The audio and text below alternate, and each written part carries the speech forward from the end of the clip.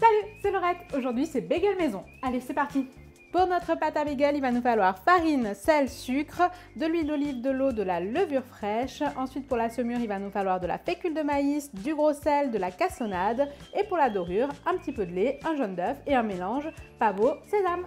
Les bagels, ce sont ces petits pains ronds avec un trou au milieu qu'on trouve souvent aux États-Unis ou au Canada, qu'on peut déguster salé ou sucré. Très souvent, on les déguste salés, garnis avec du fromage frais ou du saumon. Mais vous allez voir, déjà, on va apprendre à faire ces petits pains. La garniture, je vous laisserai choisir.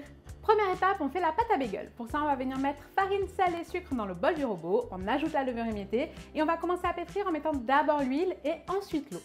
Et là, on laisse pétrir une bonne dizaine de minutes jusqu'à ce que la pâte soit bien ferme et homogène. On va venir la mettre dans un saladier, un torchon et on va la mettre en étuve à 30 degrés, à peu près dans votre four, et on va la laisser pousser 1 heure. Au bout d'1 heure, on récupère la pâte, on va venir la dégazer et on la divise en 8 pâtons.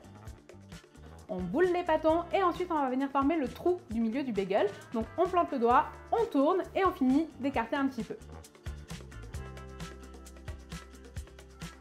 On dépose sur un carré de papier sulfurisé. Les bagels sont prêts, on va les laisser pousser encore 1 heure avant de pouvoir leur faire un petit bain de pochage et les mettre en cuisson.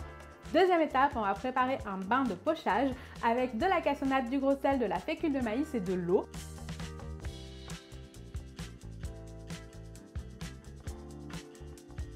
On va le porter à frémissement et là on va venir pocher nos bagels à l'intérieur. On va le faire à peu près 1 minute de chaque côté. On récupère les bagels auxquels on a enlevé le petit carré de papier et on va les déposer sur une plaque recouverte d'un tapis silicone. On passe à la dorure, un mélange de jaune d'œuf et de lait, on badigeonne au pinceau et on parsème avec un mélange pavot sésame ou que pavot que sésame, vous faites comme vous voulez. Allez, ça part en cuisson, 220 degrés, 15 minutes et ce sera prêt. Les bagels sont prêts. Aujourd'hui, on va les garnir avec un petit peu de fromage frais, un oignon cébette et de la roquette. Mais vraiment là, amusez-vous, mettez ce que vous aimez. Et voilà, comme toujours, c'est meilleur quand c'est fait maison. Et moi, je vous dis à très vite pour de nouvelles recettes. Ciao!